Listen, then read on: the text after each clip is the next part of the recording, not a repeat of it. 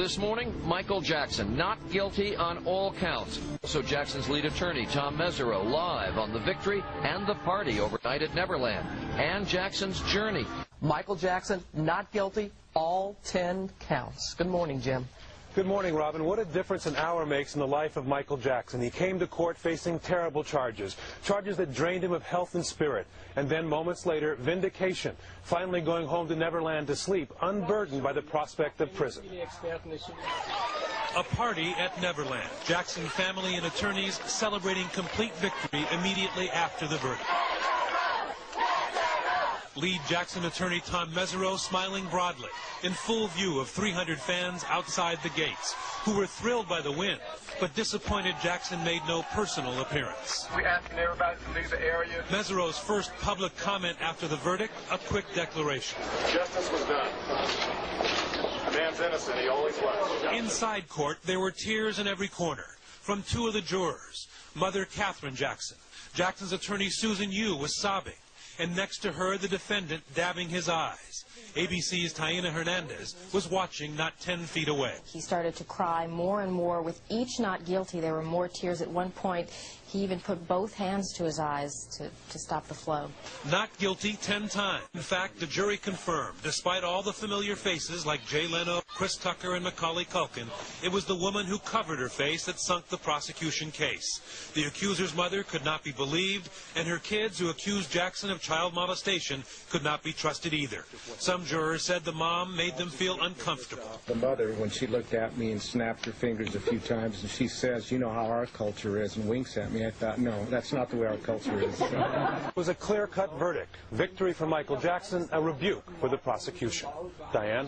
All right, Jim, we thank you so much. Now we turn to the Michael Jackson jurors, the people who gave him his freedom. Joining us now, jury foreman Paul Rodriguez, also jurors L.A. Cook, Tammy Bolton, Melissa Herrard, Michael John Stevens, and alternate juror Joseph Castello. And again, we thank you all for coming in. It's a long night of flying, and we're grateful to you. Okay, first question. Second thoughts. Anybody here? No second thoughts. Did you ever, any one of you, raise your hand if you did any one of you ever think guilty? That came up quite a bit. But after weighing the evidence and lack of, we realized that there wasn't enough evidence there to prosecute him.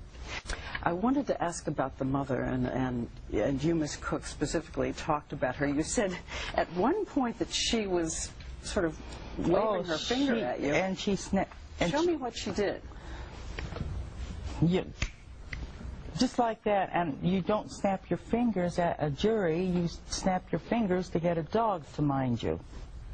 She would look at the jury and then snap her fingers and say, you know, this is the way it should be. And she was right in our faces. Yeah. Yes. That was very intimidating because Mike and I were directly across from the witnesses.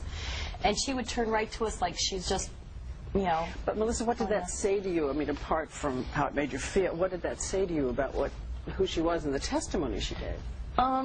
Her testimony, a lot of the parts of her testimony, I wanted to just break out laughing, but I couldn't. You know,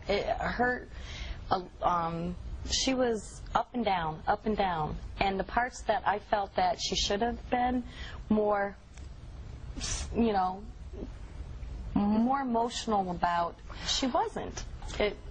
So it's just not credible, you're saying? In the beginning, pictures we saw of her when she was did the Michael Jackson rebuttal thing, she had her hair done, she had makeup on, and she was a most attractive woman.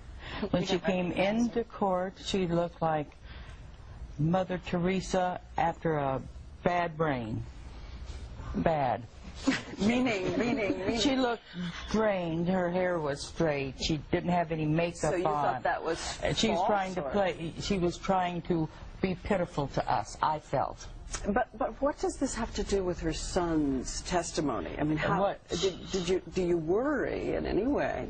Do you worry that how you felt about her in some way influenced how you felt about his testimony? Did you feel he was lying? Did you feel the son was lying? I thought he was going to answer. Go ahead, Mike. Yeah, there were times you could tell, but I mean, it all had to go back to the evidence. So I mean, it's like right there, the evidence. You know, you have to go beyond a reasonable doubt. I don't think the mother inflicted good values in her kids, and that made me have a hard time believing anybody in the family.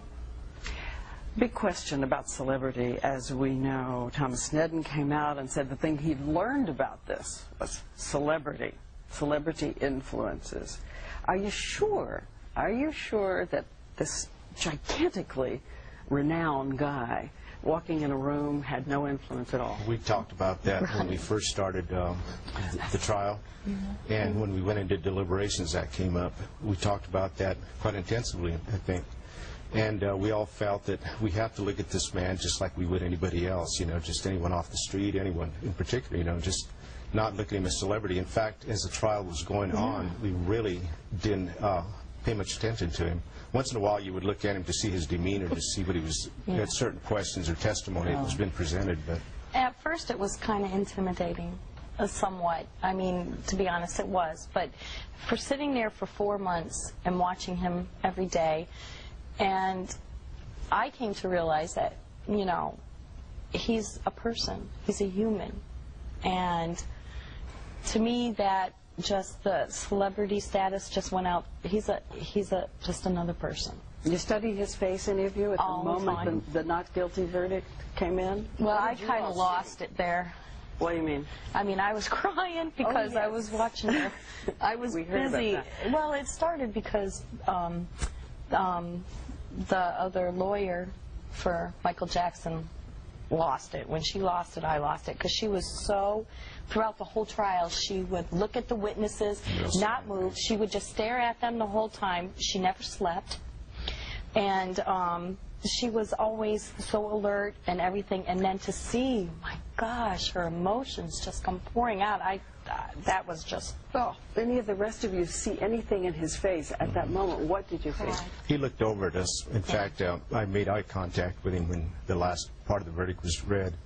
And he kind of just mouthed. He didn't openly say it, but he just kind of like said, you know. To me, too. And there were some tears, I guess. Yeah, he was crying. You could tell he was crying.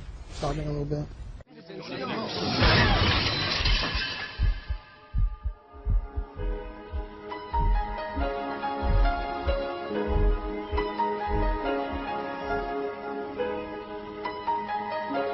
To my friends and fans, thank you very much for all of your support.